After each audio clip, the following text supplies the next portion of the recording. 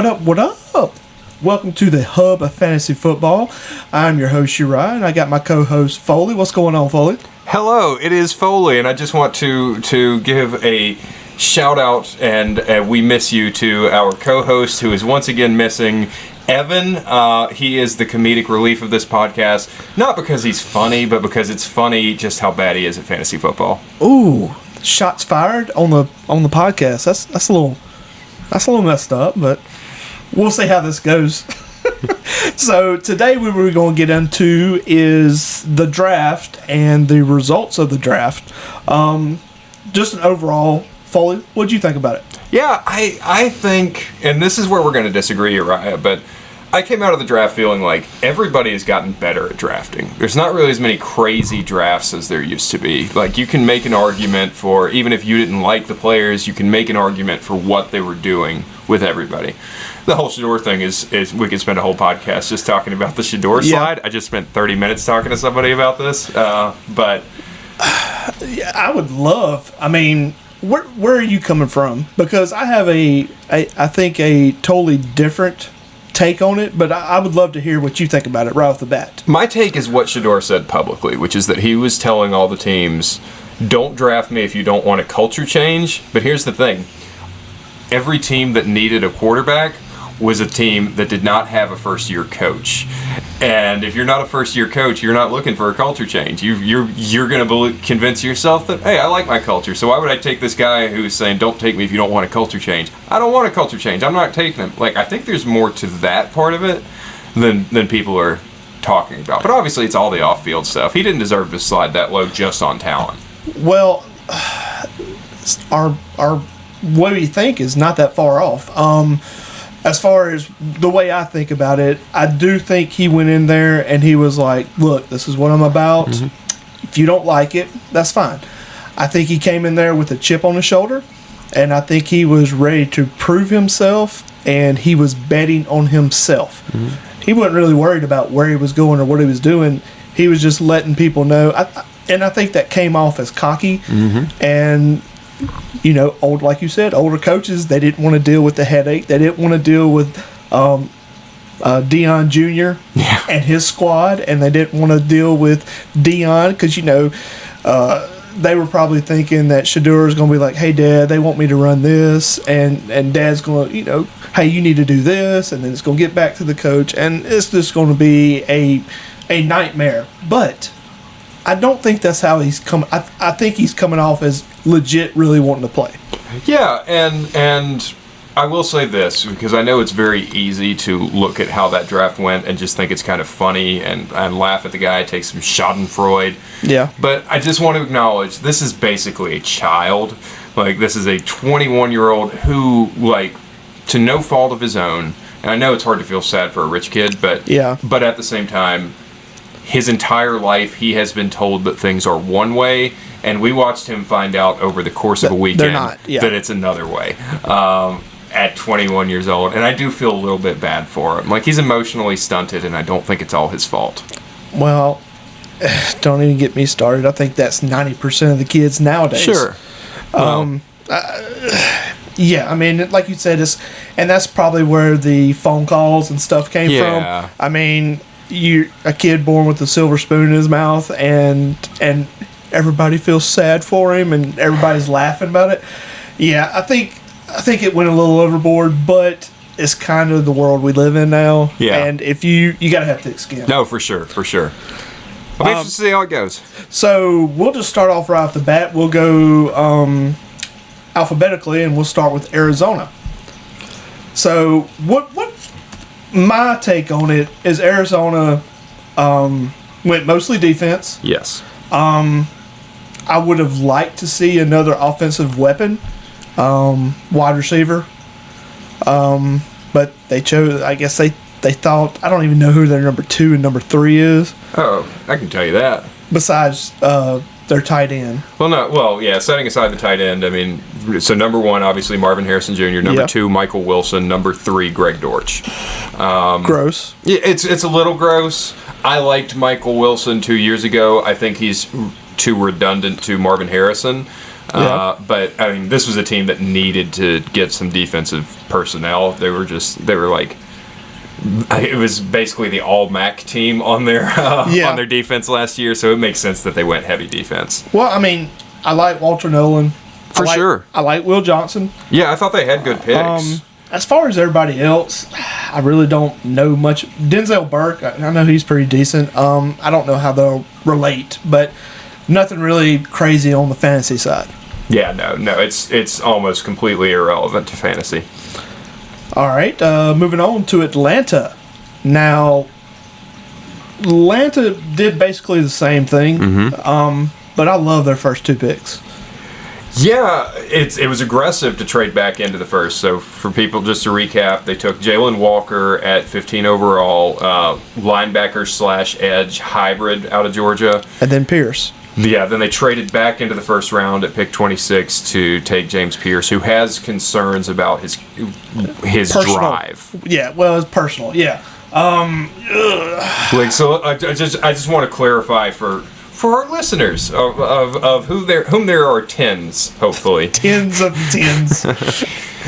When we say off-field issues, that can mean a lot of things. For James Pierce, it was concerns that he just doesn't love the game enough, that he shows up late to practice, leaves early, that kind of thing. Yeah. Nothing like driving drunk like all the other Georgia players. Right. But yeah, other than that, I didn't really see anything crazy. No, we thought maybe that they would go aggressive and take a wide receiver. That didn't happen. I know. So nothing fantasy. They went heavy defense. I am concerned coming out of it I made a list of winners and losers for fantasy, just like on an individual player basis. Yep. I almost put Bijan on it just because he lost his center in free agency, and they didn't replace him. But they didn't replace anything else, so he's kind of still their number one option. Oh yeah. I just meant a loser just in terms of his offensive line's a little bit worse. I got you. Moving on, Baltimore. Now they addressed their needs. Looking at it, I didn't like it personally. Their first offensive weapon was LeJohntay Wester, and there were at least 2 other wide receivers I think they should have went with over that. That was Tez Johnson and Ricky White from UNLV. That's me personal. The thing with that pick, and I don't mind Wester as a player. I agree that Tez Johnson's more interesting, but what they really needed is a big bodied X. And there weren't any of those left. There weren't many in the draft overall, and there certainly weren't by pick 203 where they took Wester. It's good news for DeAndre Hopkins because that means he's still going to be out there, and Rashad Bateman. Those are going to be your 2 outside receivers. But I think they could have used a more reliable. And this is the part where these scouting agents, they're not going to have a job next year because. I just wish. I mean, I understand, like you're saying, the big body and. They want somebody who can do this and do that, but man, let's just get the best player. Yeah. But once again, I'm not an NFL scout. I'm not even a high school scout. So, but I mean, I feel like I know. We are open to work, though, NFL teams. Absolutely. Hey, put me on as just give me some free swag, and I'll do it. I mean, I'll be totally open. Other than that, they didn't really get anybody. I mean, I like Emory Jones. Yeah, I mean, here's the thing. Mike Green is another one with off-field issues, and again, let's specify what those are. It's sexual assault allegations going back to high school for him. That's why he slid to the second round. But if it weren't for that, he would have been a top 10 pick. So if things work out there, hey, that's a steal. And I like Malachi Starks, the safety they took in the first round. I think that was a great pick. So they did some things on their defense that I think are fine. And their most important move on the offense was that they re-signed their left tackle. What's his name? The old guy, Ronnie Stanley. Yeah. They re-signed him. That was mission number 1 this offseason for the Ravens, and they did that. All right. Moving on. Buffalo. Eventually, we're going to get to teams that matter for fantasy. I know, promise. right? Buffalo mostly defense. I do like Jackson Halls, the tight end, but he's going to Buffalo where there's already 2. So I mean, he'll be. Halls is just a run blocker, really. Like he's going to be an inline, not relevant for fantasy. I don't see him as a receiving. He's fast though, but I mean, I understand what you're saying. So that's basically them. Carolina, here we go. Yeah, here's a good one. Yes. Okay, love their first pick. Love Tet. The problem I have is Trevor Etienne. But where you took him, I mean, That's what. Yeah, exactly. yeah, number 114 overall. It's fine. It's fine. It's a lot of people they could have went with that I feel like was better. Etienne is not that guy. No, he's not. It's just Etienne is also not like what you would expect based on his brother. Yeah. So Trevor Etienne, just so people know, is 5'9", 205 pounds. He is a Bowling power ball. back. Yeah, Yeah. he is a bowling ball type. And I mean that could be a decent sort of goal line thing to spell Chuba Hubbard. We know that Chuba Hubbard's the number one. Yeah. I know they brought in Rico Dowdle, but whatever. It's Chuba Hubbard's backfield, and I'm fine with Trevor Etienne as a bowling ball. Yeah. But the more important pick is obviously their first pick. Oh, Ted. Yeah, that's. Look, I feel like he's 1B on the wide receiver list. He's right below Trevor. I mean, Lord, I can't even think Xavier Legette. No, Oh, you're talking about for the Travis Hunter. Yeah. Yeah, he was the Yeah. he was the actual best Pure wide receiver. pure wide receiver. I think he will be.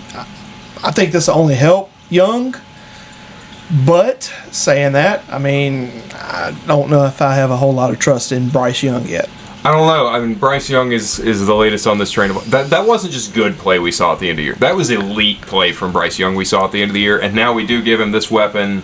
I think it's a great compliment to Xavier Legette. Like Legette can be a true Z, which I loved Legette last year, Yeah. and I always projected him as a Z.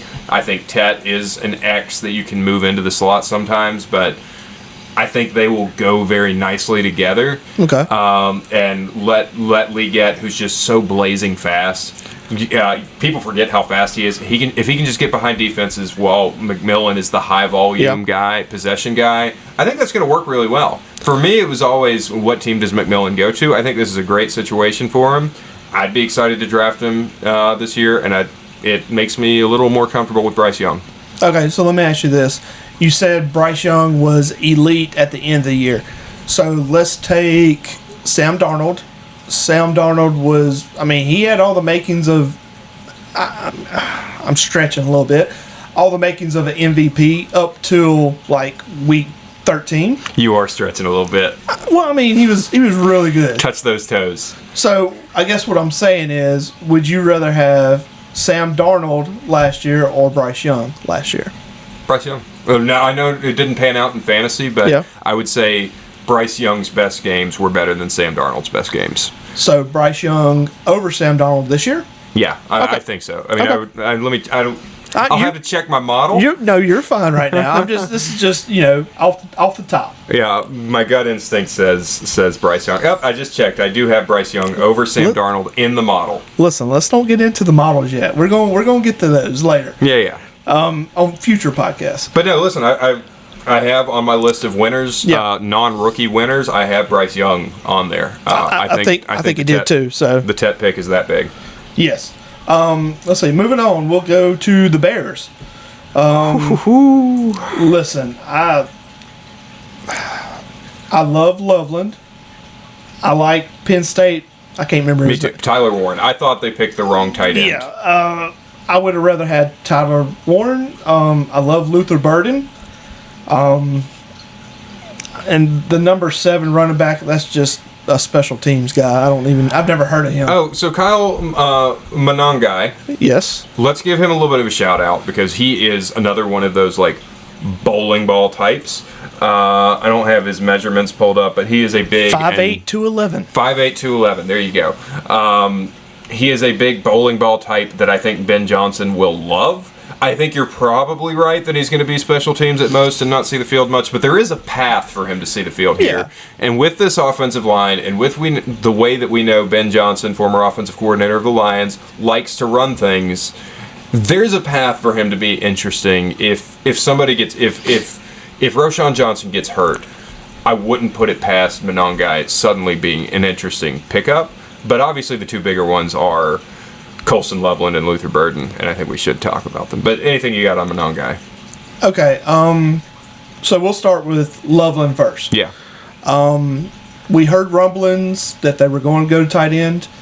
What does this have to do with the other? Cole Kmet. Yes. I think there's a world that they coexist. For years, Cole Kmet was supposed to be the greatest thing since white bread sliced, and he's never got there. Yeah, I never really bought the Cole Kmet hype ever. It was mostly like, the masses. Yeah, I know. I think they can work well together. Cole Kmet is more of a true inline tight end, and Colson Loveland is more of that Y movable type, big slot type tight end. So more of like an Aaron Hernandez. Yeah, type. or Brock Bowers. Like, if you think about Brock Bowers and Michael Mayer, I think it's that dynamic. Okay. So I think that's why they went with Loveland over Warren. They wanted, Warren is more of a true tight end. Gotcha. And they wanted this more receiving Travis Kelce, whoever. Not to draw that comparison to someone that good, but or who was that good once upon a time. And I will say, I haven't. If I had to sit there and look, I could figure out who's the number 2 right now for Bears wide receivers. Rome Odunze. So number 1, DJ Moore. Number 2, Rome Odunze, and then Luther Burden will be the number 3. Essentially what Keenan Allen was last year, right? I think Rome Odunze and Burden will sort of swap between Z and slot. Yeah. Like sometimes Burden will be in the slot, sometimes he'll be out wide, sometimes Odunze will be in the slot, sometimes he'll be out wide, and DJ will always be the X. Not seeing anything, you got to say Caleb did pretty well. Absolutely. I've got him on my list of winners. Yeah, I've got a couple Bears winners here. So Caleb went up my rankings as soon as they drafted Burden after they'd already drafted Loveland. It's like, we talked last year when he was a rookie of what a great situation he's going into other than the play calling, and the play calling was atrocious. It's an even better situation this time. His offensive line looks so much better. He's got more weapons than he had last year. There's a lot to be excited about there. And I'll also throw out there, as far as winners from the Bears go, Roschon Johnson and DeAndre Swift, but I'm going to go Roschon because I liked him when he was coming out. He was Bijan's backup, so he wasn't highly drafted, but he was good in his own right at Texas, and he's never really gotten a huge opportunity. But Roschon Johnson, they didn't draft they drafted a running back very late in the draft. They didn't prioritize running back in the way that we thought they might. We thought they might go after a Marion Hampton. They didn't do that, or even the second round wave. So there's a path for Roschon Johnson. Again, this Ben Johnson offense that's really good with the run. He likes to go 2 backs, so even with Swift there, I can see a world where that offensive line, it's a good situation for Roschon if you believe in the talent, and I still kind of do. If it doesn't happen this year, I'm out on Roschon Johnson forever. See, I can't trust it. Yeah. I mean, I want to. I feel like the same way like you do. I just don't. I don't know. I feel like this team right here will definitely be a 2-headed monster, if not a 3-headed monster, if they somebody somewhere else. That is the one thing to note is Nick Chubb is still a free agent, and if they sign Nick Chubb, that changes everything. Yes. All right, so let's go to the Bengals. The Bengals, okay, not a lot going on. I do like their first 2 picks. I thought those were good. The only thing I will say is Taj Brooks. I'm thinking sleeper this year. I shouted him out as a sleeper on our draft preview show. Definitely he's another bowling ball. Yep, but he can catch out of the backfield, so he might be the third down back.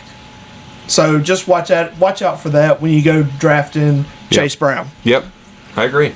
He was one that was thinking about going into last year's draft, so I had scouted him a year ahead.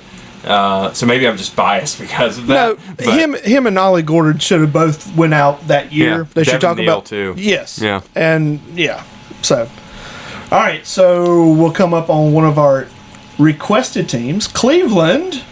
I love their draft. I felt like they got 2 studs on defense.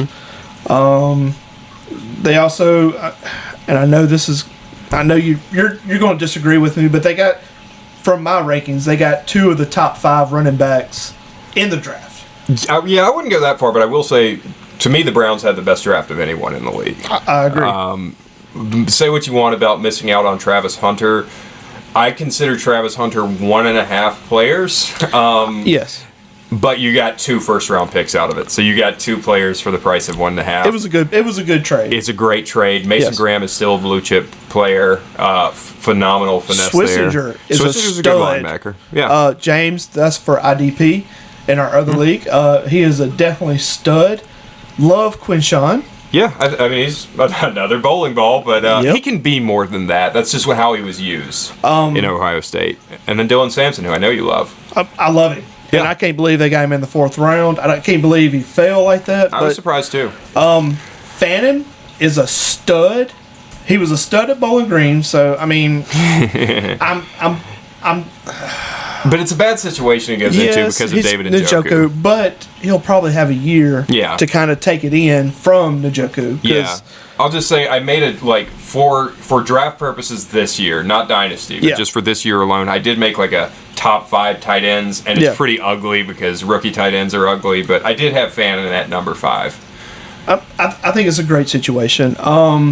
I feel like the Dylan Gabriel was a reach, but they probably didn't know they were getting Sanders in the 5th. So I wish they would have went a different way. It's funny. I like Dylan Gabriel a lot. Yeah. I think people's big knock on him is the height, and I Yeah. get it.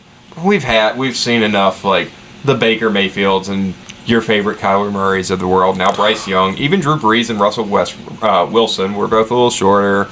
The height it's a factor, but I don't think it's a deal breaker. Have you seen the picture of the hands? Yeah. And Well, it's not as bad as the Kenny Pickett hands with Joe Flacco. I know that one right there blew me away. Yeah, I was Kenny like, Pickett's hands are ridiculous. Look- So Gabriel is small. yeah, he is small. But he has a lot of good physical tools. He's athletic. It's funny, he's more athletic than Shador. Yes, faster. Faster for sure. Yeah. I would argue a better arm. No argue. He has a better arm than Shador Sanders. And also, he's got the most starts of any quarterback in college football history. And I think that's noteworthy. So, like, just having that experience makes you more NFL ready.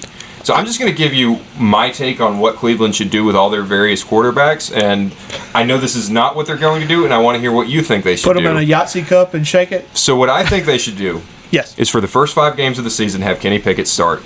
Oh. For the next 6 games, no matter what, those Okay. first 5 are Kenny Pickett. The next 6 games are Dylan Gabriel, and the last 6 games of the year are Shador Sanders, and the entire time Joe Flacco is the immediate backup for all of them, no matter what. The others can be healthy scratches, emergency QB, whatever.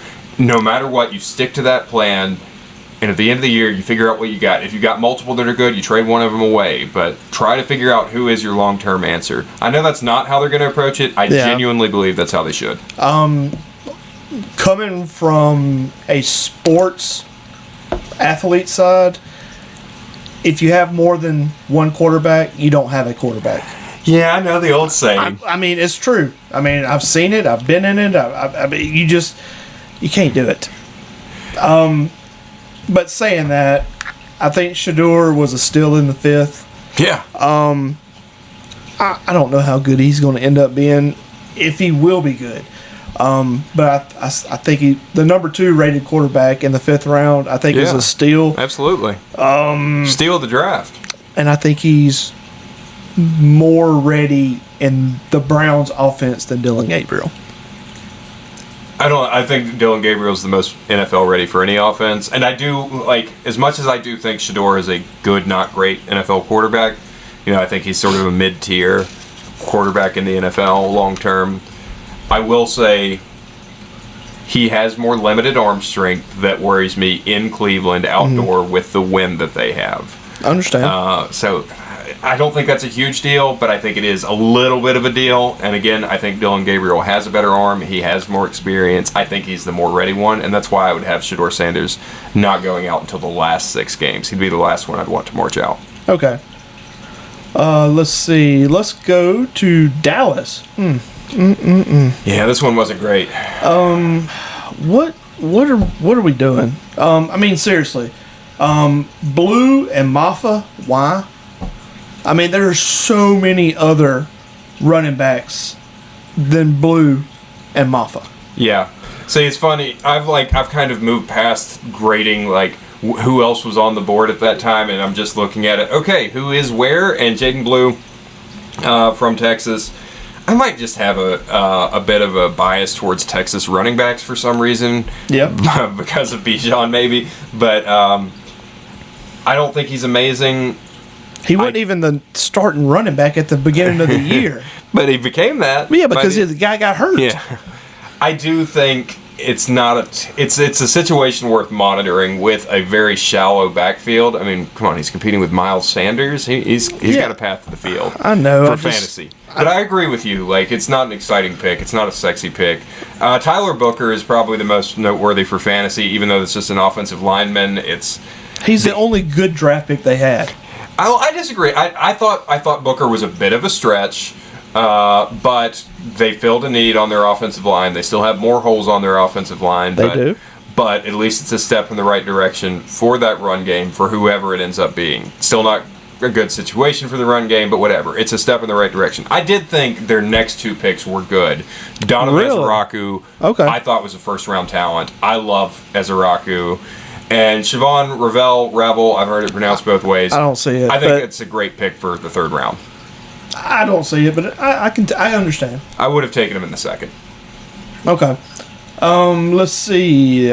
Moving on to Denver. This is okay. Okay. It's a confusing one. Yeah. Shout out Jahdae Barron. I don't even know where to go from this. The only thing I can say is Harvey. I mean, he's what, 28? RJ Harvey. He's not really 28, but he's old. Dude's fast. He is, but he's also a walking crutch. I don't trust him. Pat Bryant, who? Yeah, I mean, know. That was my feeling on that pick. What?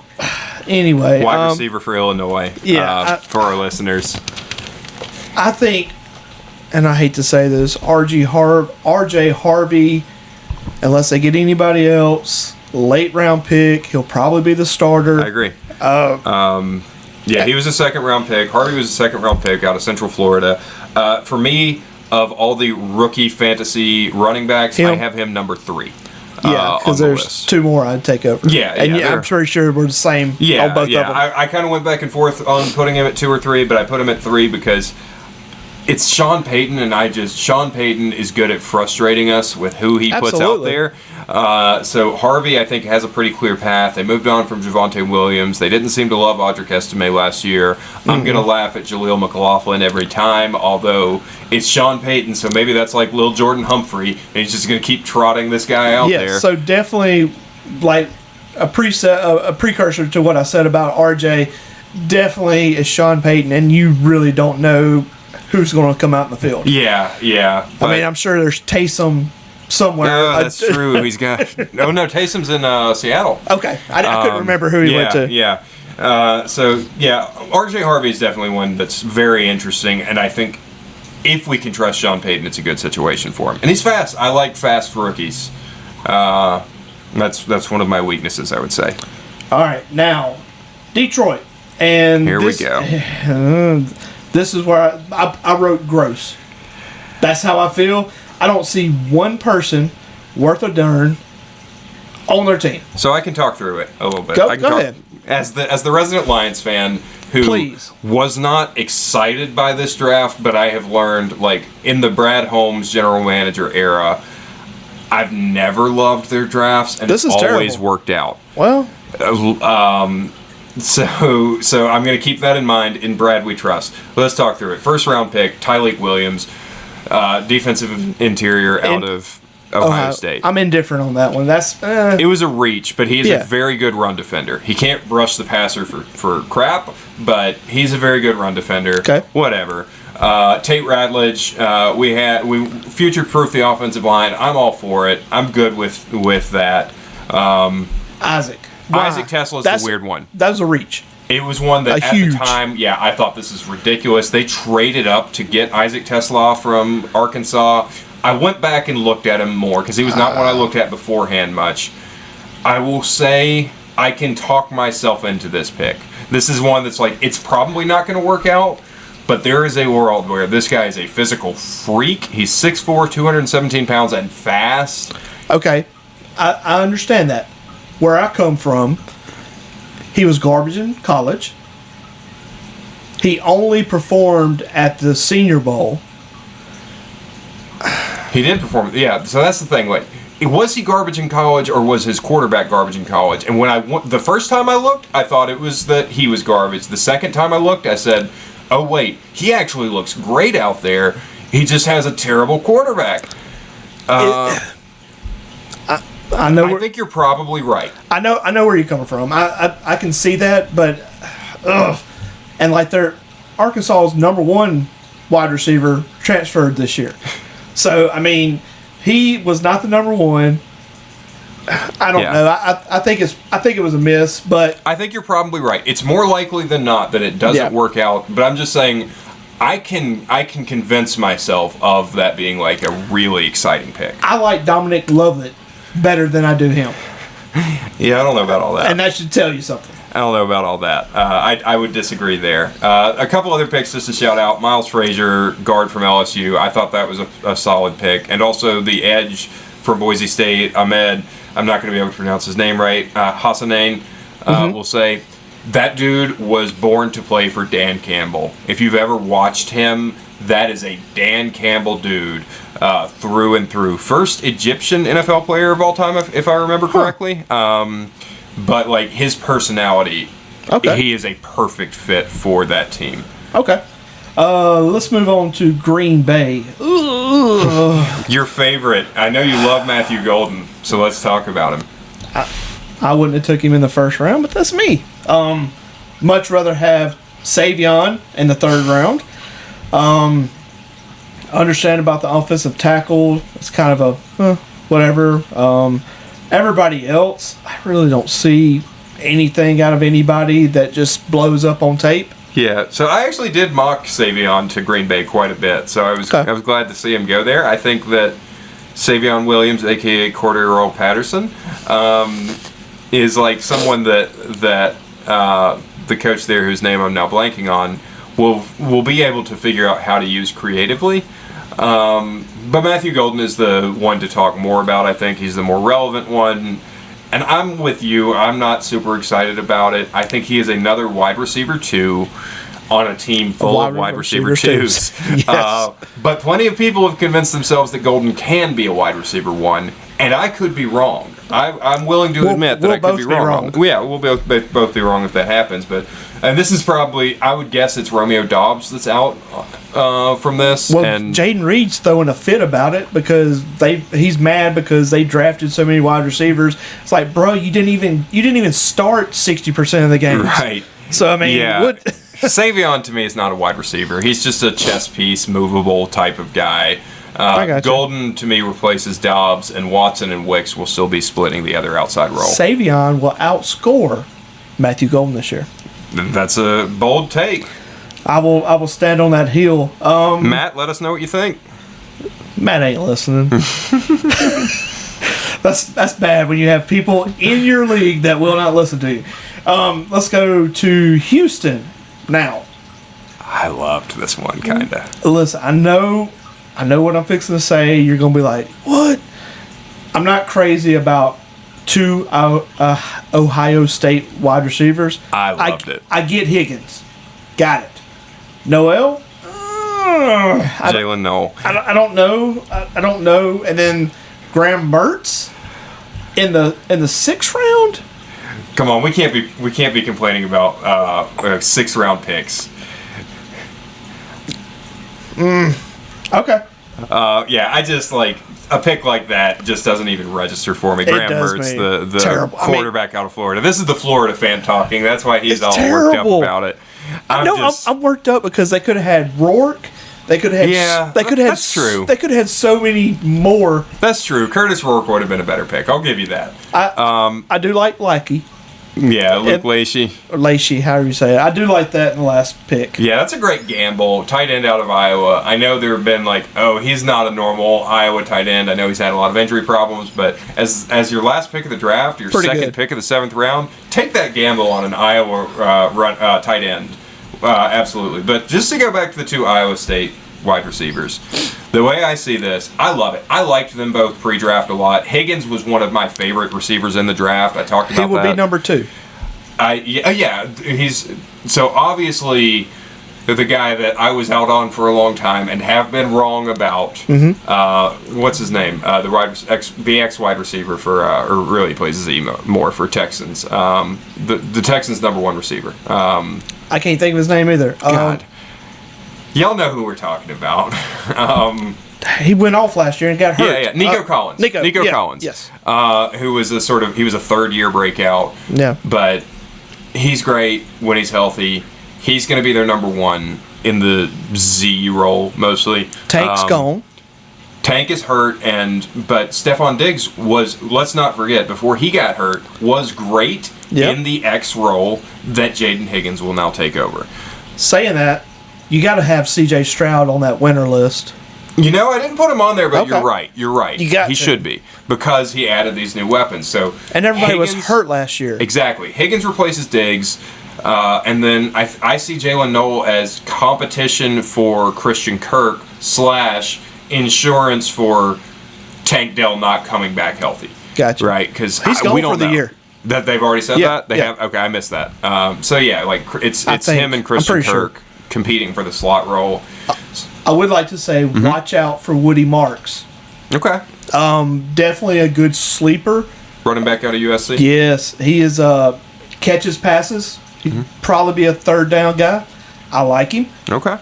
They need some youth at the running back position. No shade to what's his name? Joe Mixon. But, Why are we blanking on the Texans? Yeah, because we don't. Joe Mixon. Joe Mixon. And he does have Damian Pierce still there, but whatever. Okay, moving on. We'll go to the Colts. I love Warren. Yeah.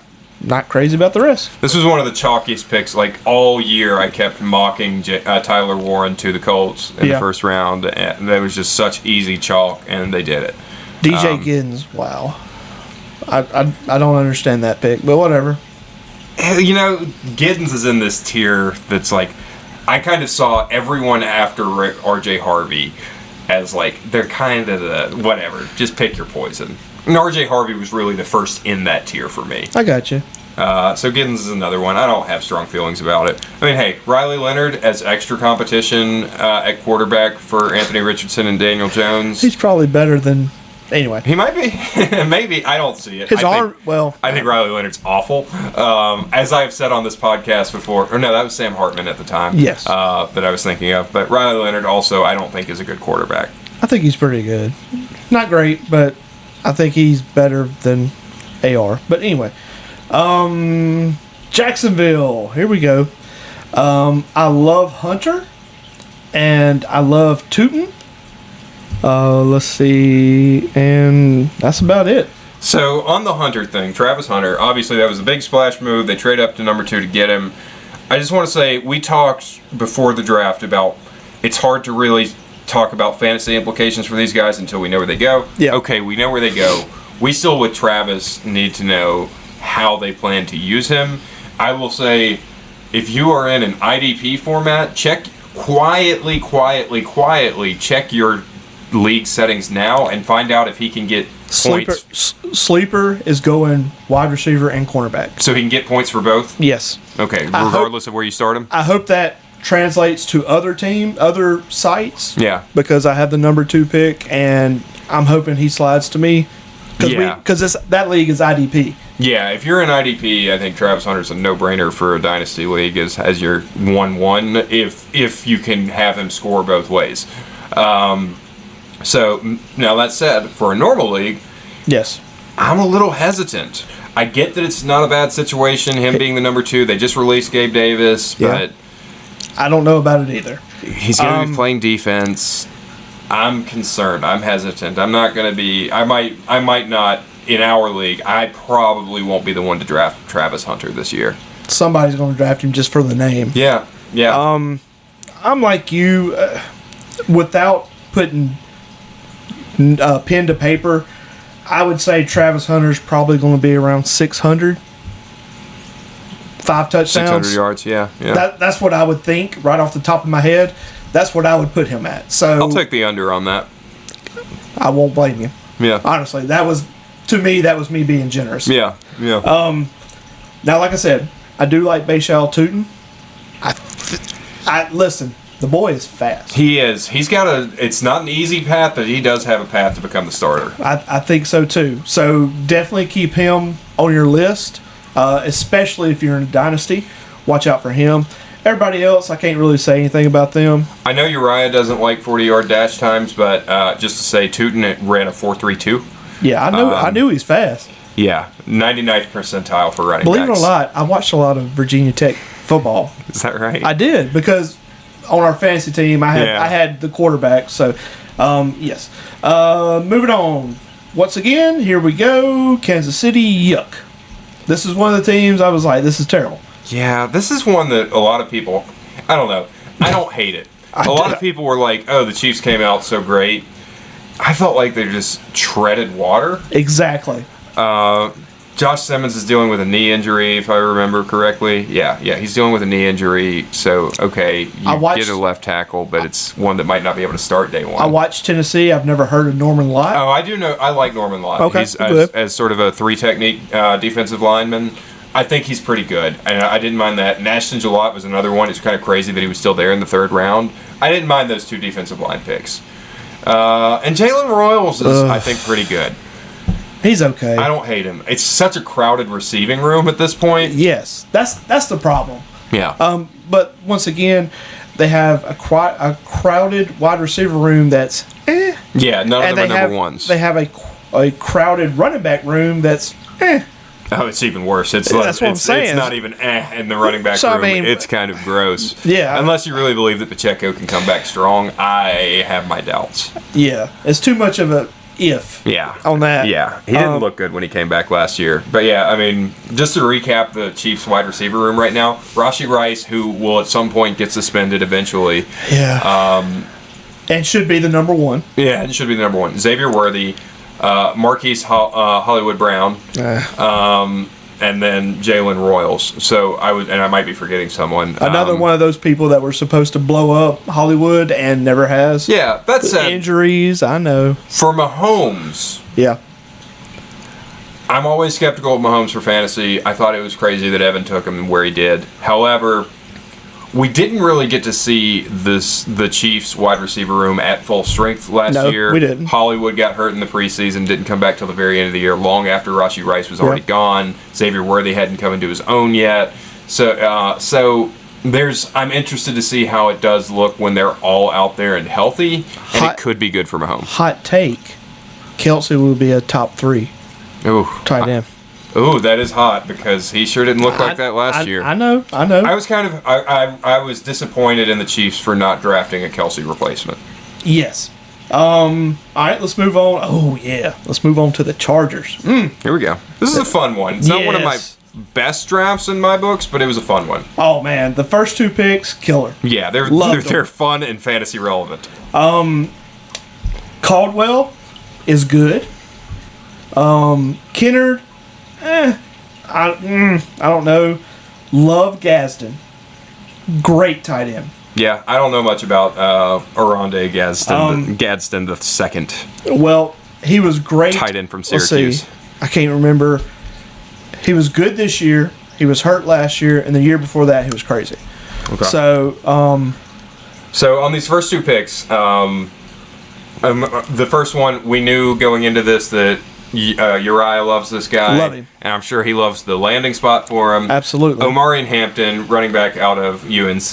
I had him as the 2nd best running back in the class behind Ashton Genty. I think everyone did. Except for me. Except for you, yeah.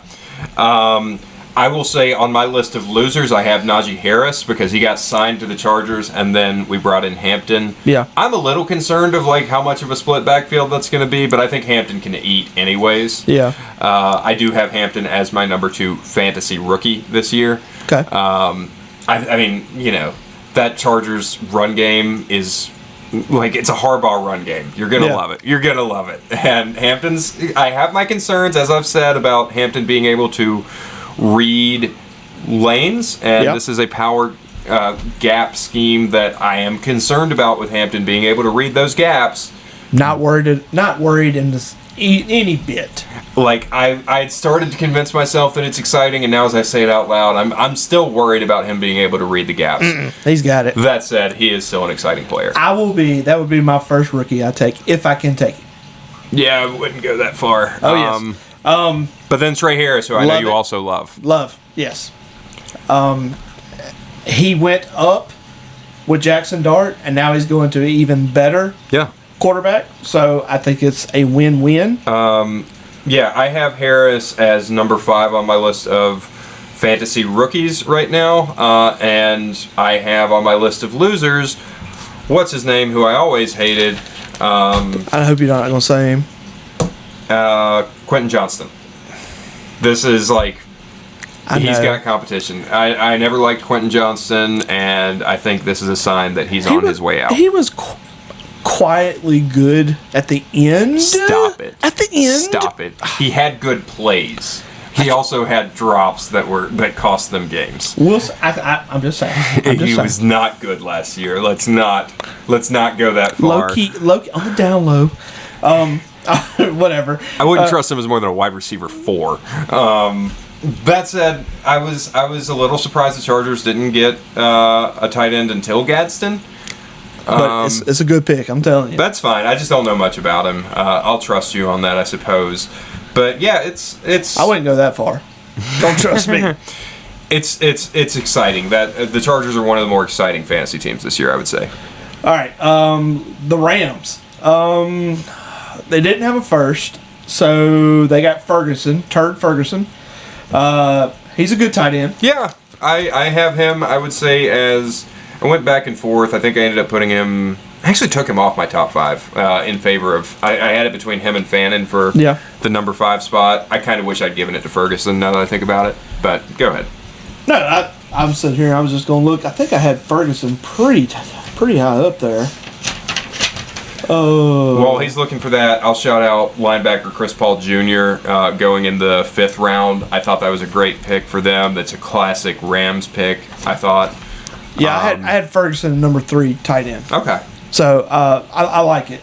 I don't Jacquez Hunter. Why? But whatever.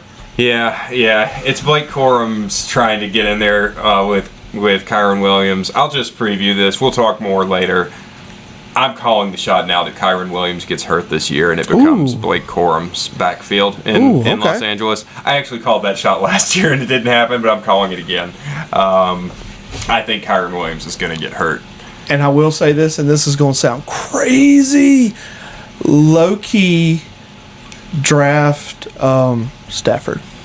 Yeah, I don't. The injury's my concern with him as well. Well, all that's if, but He's 36. I know, but the year before and last year were so good. He's great. I mean, I agree with you. It's a great situation. He's got Devontae there. That's a huge upgrade over Cooper Kupp. the last 3 years have been like a steady. Yeah, I mean, he's putting it. I mean, I guess that's where I'm coming from. Being steady at the quarterback. That's what you want.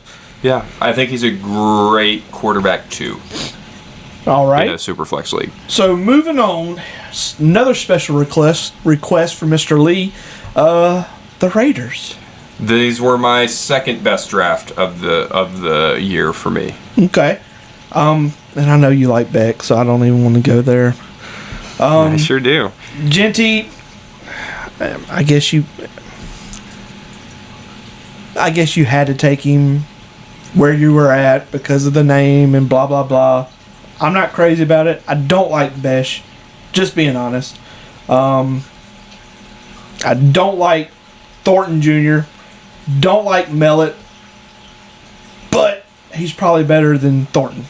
Okay, So go ahead. I mean, I'm not crazy about this team. I mean, so let's talk these guys through pick by pick. Let's start with Genty, the big one. Obviously, this is a big one. he's good, but To me, I mean, you and I are like similarly not as high on Genty as everyone else. You're just a little lower than I am. yeah.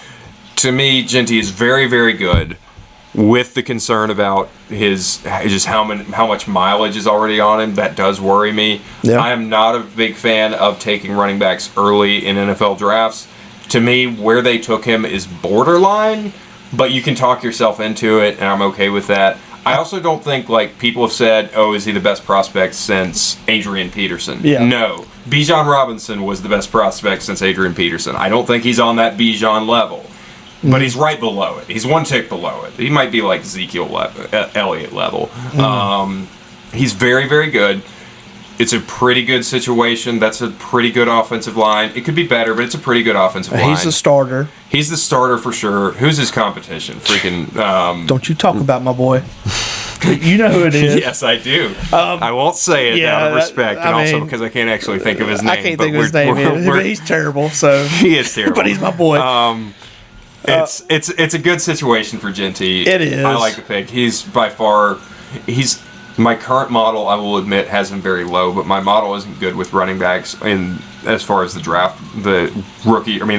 fantasy draft model. And if you stay, I'm going to tweak that. If you stay with this podcast, you will learn about Folietics. You will. Folietics, however you pronounce it. You will.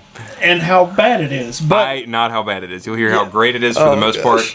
I always have to like bump up rookies because I have a hard time modeling rookies. I'm interested in our order. Yeah. Our rankings. Yeah, we'll get into that in a future episode. For now, I'll just say Genty, to me, is the number one fantasy rookie, and it's a good pick. I think he'll have success there. Jack Bash, Uriah doesn't like out of TCU, wide receiver. He wasn't the best wide receiver there, but that's a whole You're nother, wrong. That's You're a- wrong. You're thinking Savion Williams, who wasn't even a wide receiver.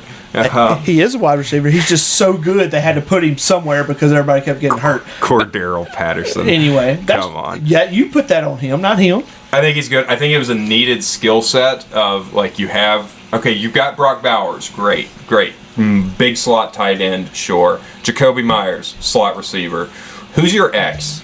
And your X doesn't have to be your number one. But you do need someone who can play that role, and that, to me, is Jack Besh, and I think he is fine in that role. I'll also shout out third-round corner from Iowa State, Darian Porter. I just really liked Iowa State this year. I thought that was a great pick. And then Dante Thornton Jr. is a complete project. A lot of like what we said about Tesla, although I will say I like Thornton more than Tesla.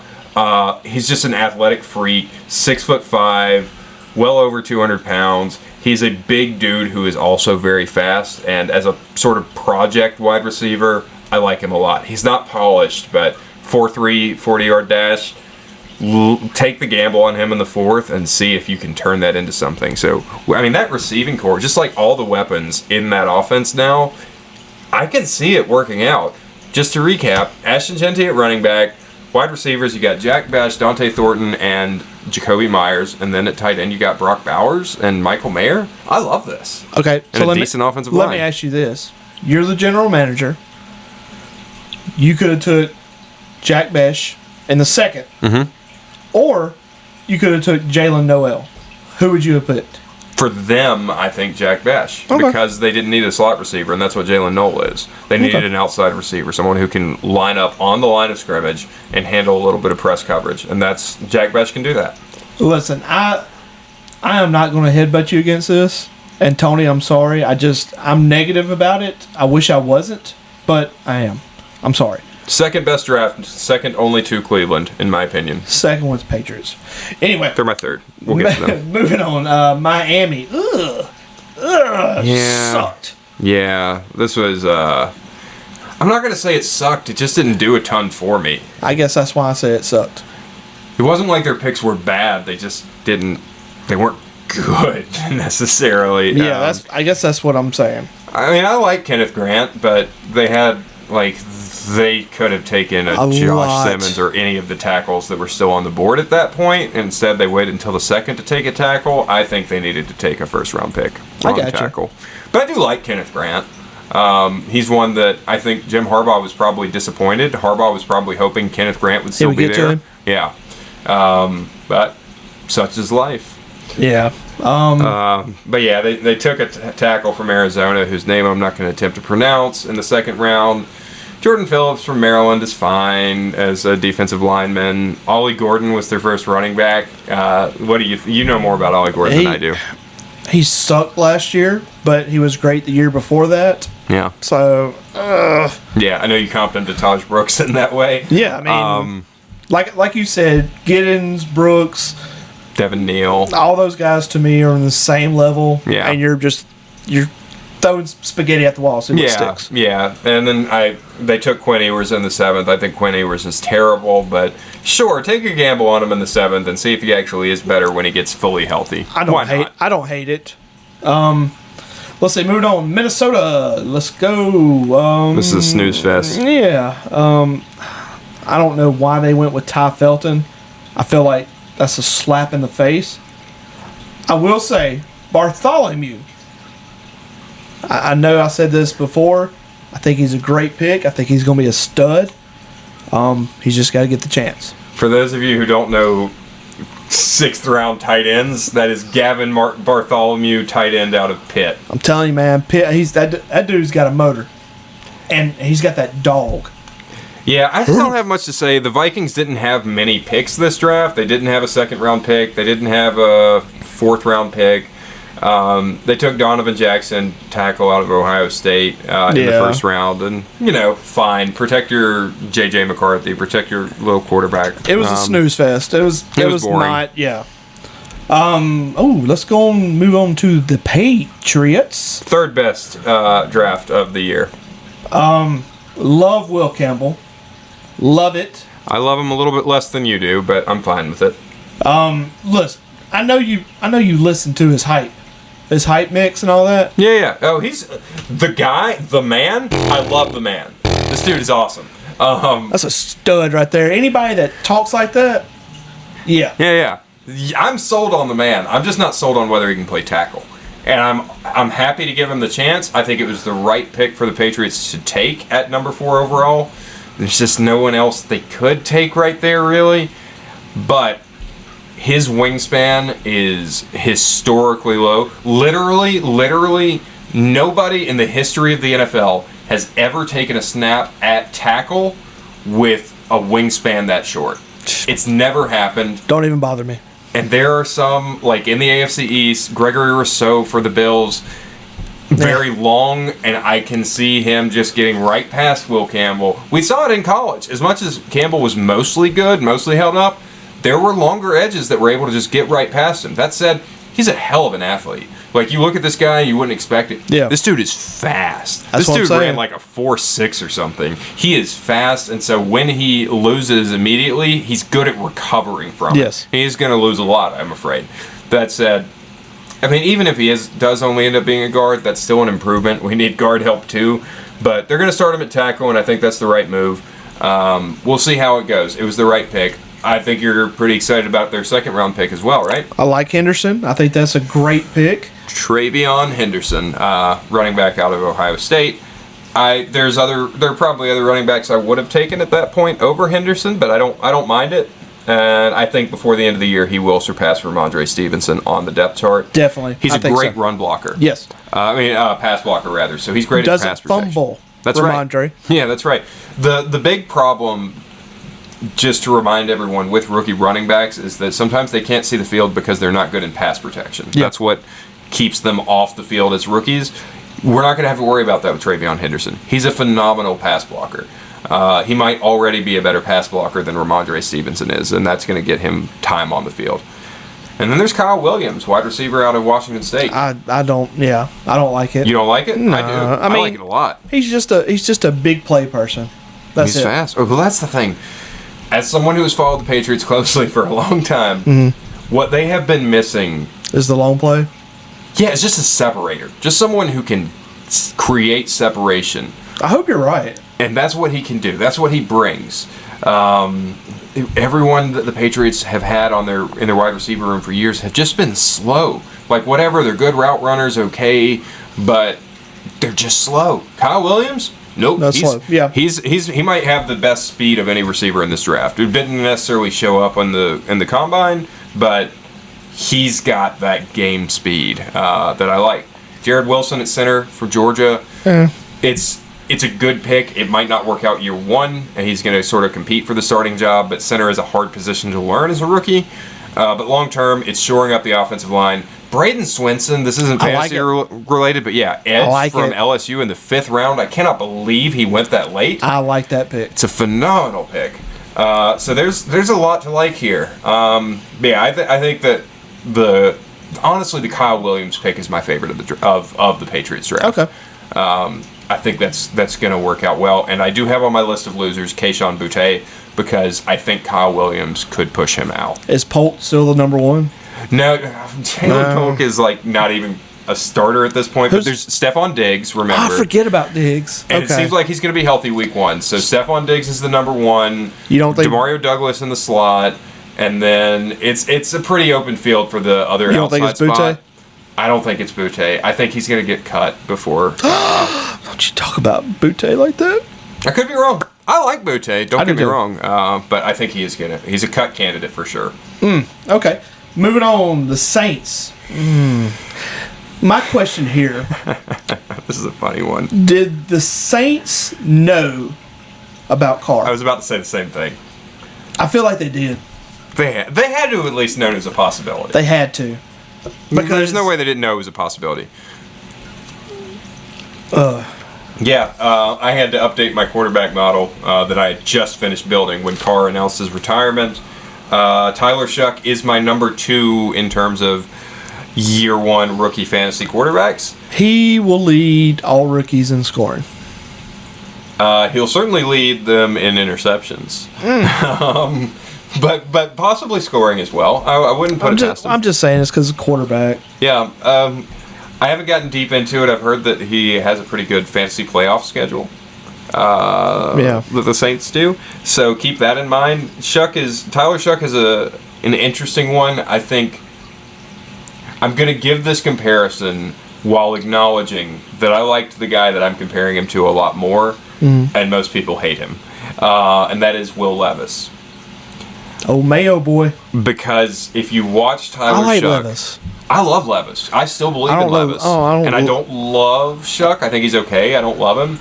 But if you watch Shuck, what you will see is some amazing plays and also the stupidest plays you have ever seen in your life. There is one play that might be the worst quarterback play I have ever seen in the history of football at college or higher level. It is awful, some of the decisions that he makes, especially under pressure. So there's going to be some real high and low with Tyler Shuck. More low, probably. Probably more low. And of course, he's still competing with Spencer Rattler. It's not a given that Shuck wins the starting job. It's expected. He's also he's very brittle. I hope Rattler wins it. Maybe so. I don't know why. I just hope he does. Shuck has been injured his entire career. Yeah. That's why he's like 26 right now. Yep. So that's another thing to keep in mind with him. But it's not a bad pick. And Kelvin Banks Jr., Joe called that pick, by the way. Joe predicted Kelvin Banks to the Saints at 9, and that's exactly what happened. They're moving on from Trevor Penning at tackle, so it makes sense to bring in Banks. He'll play guard this year and kick out the tackle next year, I suspect. But, it's hard to be excited about the Saints right now.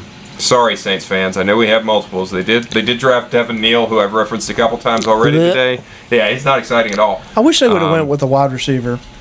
Yeah, well, that was... I really did. I had mocked in my official predictive mock. I knew you did, yeah. I picked Tet McMillan, and then an hour later, they announced that they were picking up Olave's 5th-year option and not picking up Trevor Penning's, and I was like, oh, okay, I'm wrong. They're not going to take McMillan. They're going to take an offensive lineman. I know, but I feel like they still should. At least, well, anyway.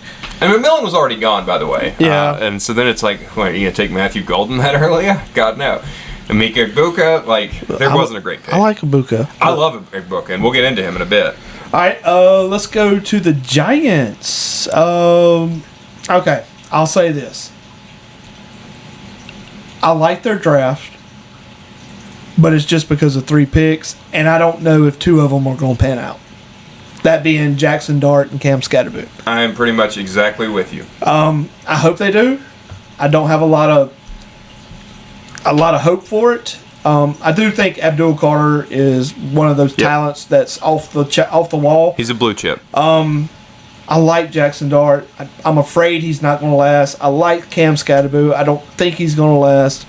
And other than that, they drafted, I know it's 7th round, and I know you don't like this, but the tight end from Nebraska. You know your tight ends. Dude, I do not know why they drafted this guy. There were so many. Restrepo from Miami Went undrafted. went undrafted, and these people passed him up for a jacked up Nebraska tight end. That was terrible. Anyway, moving on. So what I'll say about these Giants picks is, with Abdul Carter, the Giants now have one of the best defensive lines in the NFL. Absolutely. So good for them there. What about their secondary? Yeah, their secondary is pretty gross. Yeah. Pretty gross. Yeah. Jackson Dart, I've said before, my heart likes Jackson Dart a lot. My brain has questions about him. He has, his production is impossible to argue with. He was so good at Ole Miss last year. How much of it was just scheme driven? He didn't take any snaps under center at the Senior. Was it the Senior Bowl or the Shrine Bowl? I think the Senior Bowl. I think the Senior Bowl.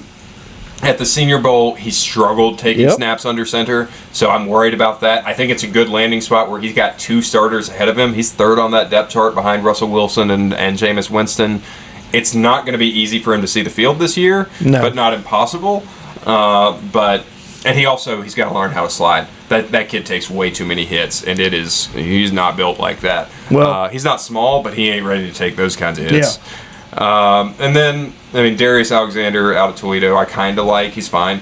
But then Cam Scatterboot. It's such a confusing backfield now. I know. Because there is still Singletary there, and I'm not ruling out the possibility that he stays in the mix. You got Tyrone Tracy, my guy, possibly someone I'm going to have as a keeper this year. It's weird. If you told me that Singletary is not going to be in the mix and it's just Scatterboot and Tracy, I'm cool with it. Yeah. But if Singletary is going to be involved, and I'm afraid that he is, this is an ugly backfield. Yep. It's definitely, like you said, that the running backs would be a loser. Yeah. If I did that. I didn't do it, but I could see that. Yeah. Let's move on to the Jets. Jetss. Yuck. There was no way for them to win in this draft, I don't think. But I know. But, okay. Mimbu, got it. Okay, yeah.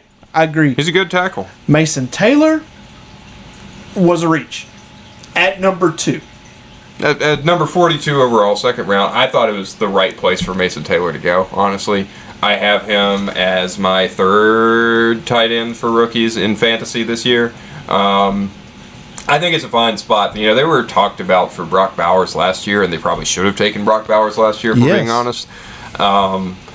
So they've needed a tight end for a while. I think Mason Taylor. I like Mason Taylor more than you do. That's what it comes down to. I think he's more talented than you think. I question his drive. Yeah, that's it. I know his dad was great. I just question it. That's it.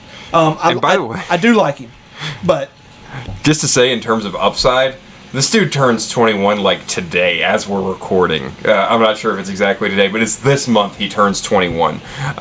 So there's still so much development potential with him that I think is really exciting. Happy birthday, Mason Taylor. Oh, good call. Arian Smith, why? Why did we do that? Yeah, I don't know about Homeboy dropped so many passes last year, it was ridiculous. Yeah. Ridiculous. And you take him in the 4th round. I do like Malachi Moore. I think that was a great pick. And I'm okay with Azariah Thomas, the corner out of Florida State that they took in the 3rd. Yeah. I'm indifferent about it. Yeah. Malachi Moore is fine. I do like it. Moving on. Philly. This is once again the Philly way. We draft defense and we really don't look at anything else. Listen, every year, how is it that every single year we come out of this draft saying, how did Howie Roseman get this guy? How did this guy slide to Howie Roseman again? That's exactly. Jihad Campbell is so freaking good. At 31. I could not believe. I liked who Tampa Bay took, don't get me wrong. Yeah. I could not believe they didn't take Jihad Campbell. It is insane to me. And obviously the Eagles couldn't believe it either because they had been trying to trade up for 10 picks to get this guy. Listen, don't be surprised if he's not starting. No, you're crazy. Jihad Campbell's going to be a starter. That's what I'm saying. Don't be surprised if he starts. Oh, okay. I thought you Yeah. were saying if he's No. Okay, he- yeah, I- yeah. Jihad Campbell is a day one starter, just like for sure. What's his name? Schwinnigan or whatever. Schlesinger. Schlesinger. Him. Those are the top two linebackers in my rookies. Campbell is so far ahead away from everyone else. He is so freaking good. Like, however high you're willing to take an off the ball linebacker, he's the guy you would do it for. He's really, really good. I think McCord was a great pick. He could have went earlier. Who'd you say? Who'd we talk about that took somebody? Yeah, we talked about a few. He could have went in those positions. Sure, the Florida guy, the Florida quarterback who got Mertz. taken. You're right. I like Kyle McCord. Here's It's the not thing. gonna matter. Well, you know how I feel about their current backup quarterback, the old Stanford guy. Yes. Who, again, I'm struggling with names today. Why is that? I can't think of it either. But the former Stanford quarterback, who was the third stringer in Philly, but eventually had to start some games. I always liked him. I always thought, like, hey, this guy could actually be pretty good. He got a chance and he looked pretty good. So, whatever. Look up his name. You people on our valuable listeners. Actually, I'm going to look it up real quick if you can just talk, Uriah. Okay. I don't see anything else from Philly. So I'll move on. Tanner McKee. Tanner. Ooh. I think he's better than Kyle McCord. So there's no point in Kyle McCord to me. I would take Kyle McCord over Tanner McKee. I'm a McKee fan. Let's move on to the Pittsburgh Steelers. Yeah, I know. I mean, I kinda like Caleb Johnson. I do too. I like him quite a lot. But it's definitely kinda. I will say Will Howard is probably the best quarterback in the room at Pittsburgh at this moment. I agree. So for rookie fantasy quarterbacks, I Take had him. Jackson Dart as 3. I actually think Will Howard is 3. I agree on that. Yeah. I think there's a clearer path for Will Howard to get on the field clearer. this year Even than Dart. Even if Aaron goes there, Yeah. it's still Different story for Dynasty, obviously. For Yes. Dynasty, you want Dart well ahead of Will Howard, but for See, this year, Say I would take Howard over Dart, just because I feel it's like you said, a better situation. I don't have a whole lot of trust in Dart at the Giants. yeah, I don't know. I mean, I know they got Neighbors, but other Yeah, than they do. Neighbors, I think Neighbors is better than freaking DK? DK Metcalf. I agree. But they got other people.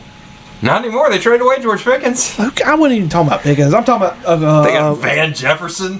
what's his name? Who they signed for running back?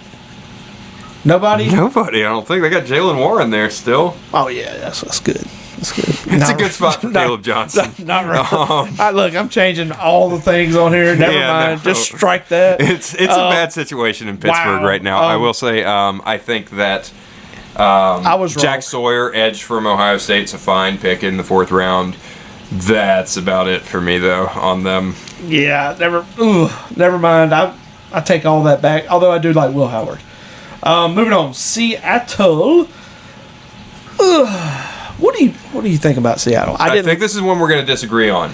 Uriah and I were talking before the podcast, and we'll just go and spoil this for everyone. Uriah thinks Seattle had one of the worst drafts of the year. I think they had the 5th best draft of the year. Okay.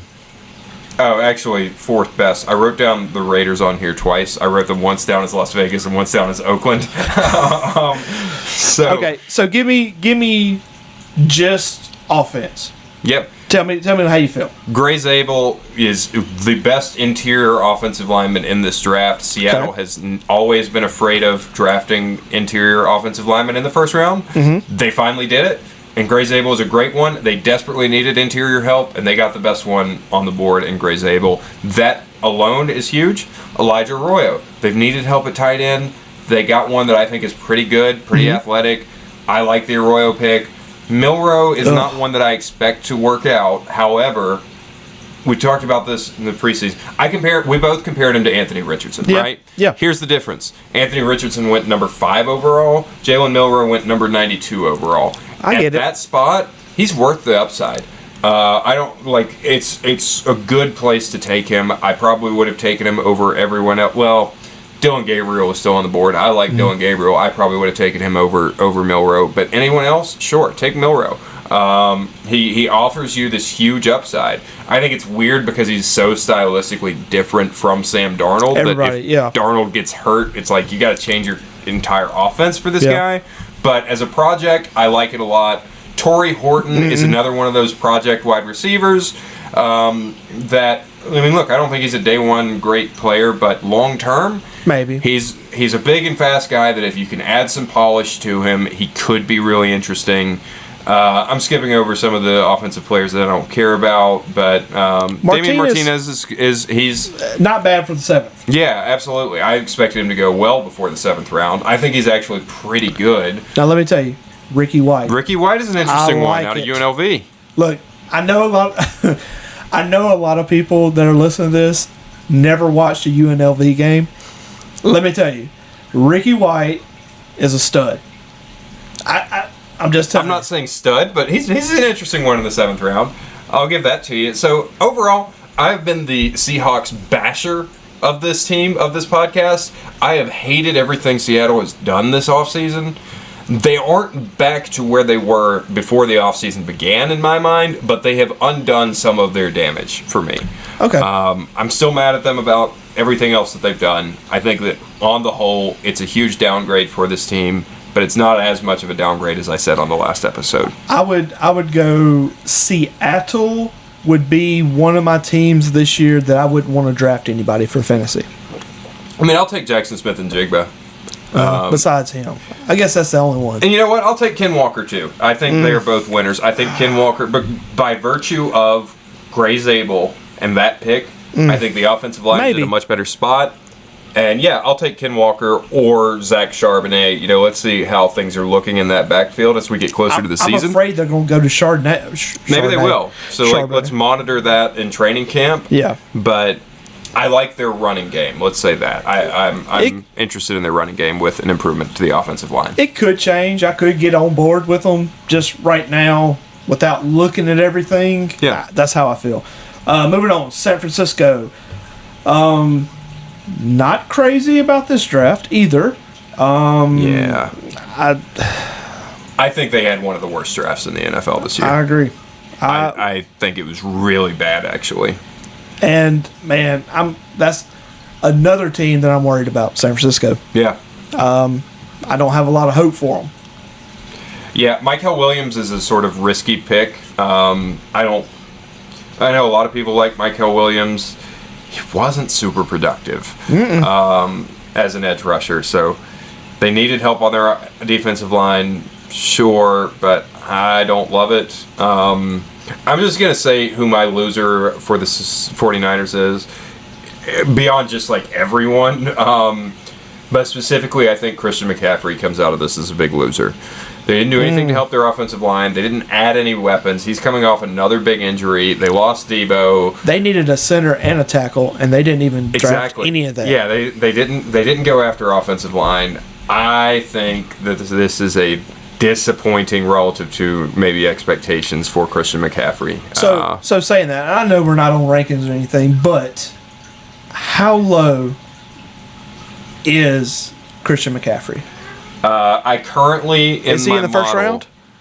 I have him as the number 13 running back. Oh, that's hard to digest. I'm just gonna be honest. He might end up being higher than that for me when all is said and done. I'm not. But current model, I have him as the number 13 running back. I think Sleeper has him number 8. Yeah, and even it's hard to swallow. As good as he's been for all these years, he was our number 1 overall pick in last year's draft. So yeah, and you should have let me trade for him. I'm just saying. Nope. Mr. Cartman over here. That would be running along the lines of You will respect my authority. All right. So moving on, we'll go with Tampa Bay. Ooh, I like Tampa Bay's. I'm of two minds about this. I think Tampa Bay had a great draft. I like it. I don't love it for fantasy for anyone except for Baker Mayfield. Love it for Baker Mayfield. Yeah. Holy hell, how high can I draft Baker Mayfield? Are you worried about Mike? Your boy. Mike Evans? No. 1,000 yards. No. Count it. Absolutely not. I think the loser for the Buccaneers coming out of this draft is Jalen McMillan. Absolutely. I also think it's Godwin too. It's probably not a good sign on his injury recovery that they took both Emeka Egbuka and Tez Johnson. However, at the same time, they just gave him a 3-year deal. They have to feel pretty good about him that they just re-upped him for 3 years.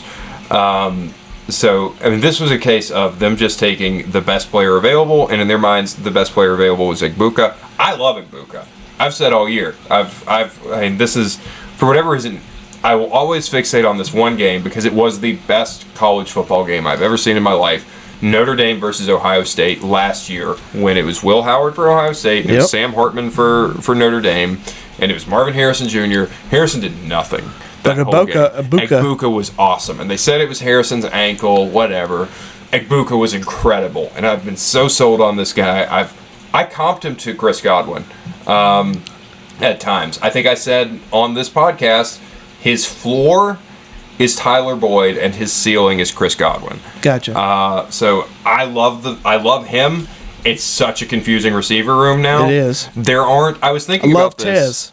Yeah, and I like Tez. We hadn't even talked about him, but... Yeah, and we'll get into him too. But, like, I was thinking about this. If you remember last year, there were so many teams that were 3 deep on wide receiver, and it was confusing. We had Chicago, and it was DJ Moore, Keenan Allen, and it was a hot mess. Houston with Diggs, and, there were a few like that. Yeah. There are still some, and Tampa's one of them, but there aren't as many as there were last year, I don't think. However, Tampa is definitely one of them that's going to be so confusing come draft time. I think Mike Evans is the clear, safe one. He's going to be what he's going to be. I would think they that love too. Mike. Yeah. Can't guard Mike. But beyond that, for fantasy, good luck figuring out who to take at wide receiver. Because, Tez Johnson is such a weird player, but he's a baller. He is. Got to hand it to him. And in the 7th round, I love that. Other than that, I'm looking back through their draft. Yeah, Benjamin Morrison, corner out of Notre Dame, was a really good pick for something that they needed. Beyond that, it's kind of whatever for me. I don't have strong takes, and it was mostly defense for them. But, man, Egbuka has got me really, really excited for Baker Mayfield. Yes. Moving to Tennessee. All right, this is what I got to say about Tennessee. Cam Ward, meh. Shimmery Dyke, meh. Gunnar Helm, I like it a lot. This next one is the one I like. However you say his name, I like that a lot too. Me too, boy. I think that was a steal. Elik Ayomanor, I believe is how you pronounce it. Wide receiver out of Stanford. I just want to go ahead and, I'm sorry, you can continue if you're going on. No, go ahead. I like him. That's really all they had. Yeah. I love Ayomanor. I couldn't believe he slid that far. I think it is ridiculous. He didn't go until the 4th round. I was mocking him to the Titans in the 2nd because I think it's a great fit. And see, he had garbage quarterback play at Stanford, and still did good. And he is the one wide receiver. If you were going back to watch Travis Hunter corner tape, Ayomanor torched him all day long. Yes, he made Travis Hunter, who is the best corner in this draft. Forget about his wide receiver play. Travis Hunter was the best corner in this draft, and Ayomanor lit him up. Yep. He is a true X receiver, which plays nicely with Calvin Ridley as a number 2Z. I think there is a world that Ayomanor is a really good player very early on in his career, as long as Cam Ward doesn't suck, which he might suck. And maybe it doesn't work out for Ayomanor. Maybe I'm wrong about him. I have him right now, Uriah, the number 2 fantasy rookie wide receiver. Interesting. I don't know if I would go that high, but I do like him a lot. I love him. And once again, I may change that once we get to training camp and see kind of how everybody's going. Yeah. I do like him though. And we'll shout out, because I know you love him. I'm not as high on him, but it's a good fit. They did undrafted free agent get your boy, the tiny Xavier Restrepo. I like it. Reuniting him with his college quarterback, Cam Ward. I think that Restrepo he's a slow slot receiver in the vein of Wes Welker, and that role doesn't exist in the NFL He anymore. had an injury. He's faster than what he is. Dude, he's so slow.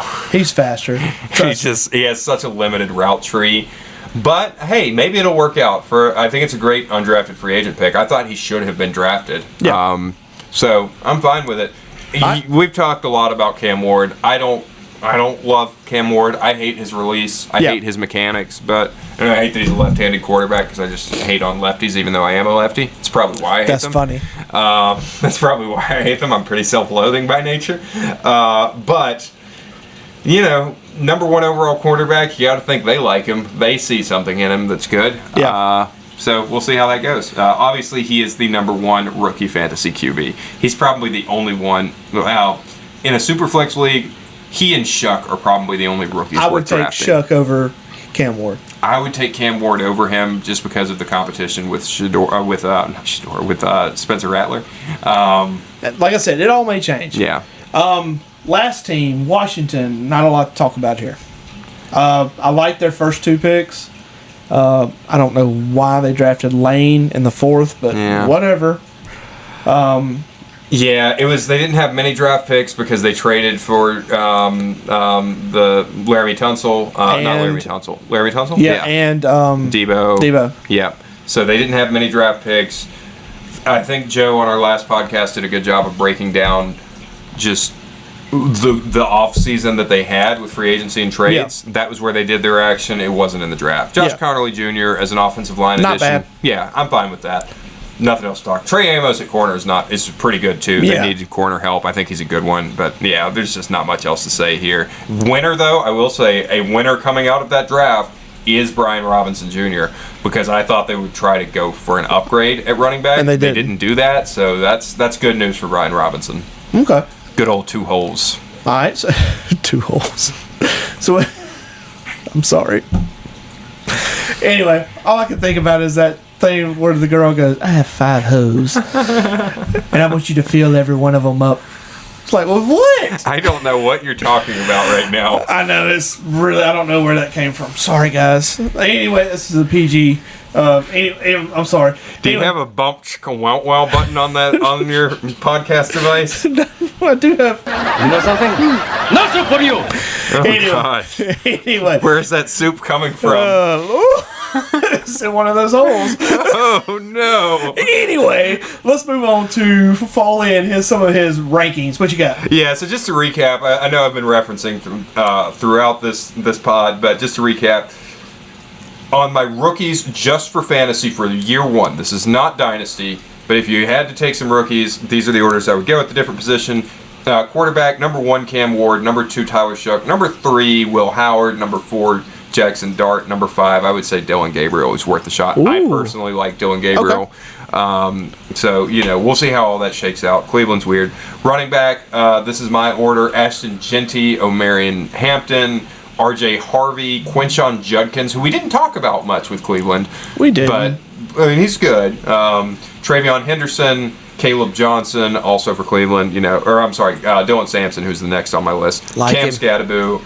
Jaden Blue, just because of opportunity. He has, Yeah, I know. I got you. And then number 10, then it's a total sleeper, but Kyle Monongai for Chicago. Ooh. I gotta say, although old dude for Jacksonville. Who, You went up there to the oats and reached way up top. I did. It was between him and old dude for Jacksonville, who played at Virginia Tech. That's so fast. But shoot, too. Yeah, he'd be the other one I would consider in that 10 spot. Wide receiver, I have Travis Hunter pretty low. I'm going to go ahead and acknowledge that because I'm just concerned about how much defense he's going to play. Yeah. Tet McMillan, number 1. Alec Ayomanor, number 2. Travis Hunter, number 3. Jaden Higgins, number 4. Trey Harris, number 5. Then Kyle Williams. Then your boy Jack Besh. Then Luther Burden. Then Matthew Golden. Then Torrey Horton, actually. Because Torrey Horton, man, you've got a path if your competition is freaking Marquez Valdez-Scantling and the ghost of Cooper Kupp. The ghost. And then at tight end, Uriah is more of the tight end expert than I am. I'm willing to cede that. But I will say Tyler Warren, number 1, Colston Loveland, number 2, Mason Taylor 3, Elijah Arroyo 4, Harold Fannin number 5, although there was someone else we talked about. The guy who went to the Rams, I'm kind of tempted to put ahead of Fannin now that we talked it through. I like it. I'm different on the running backs and the quarterbacks.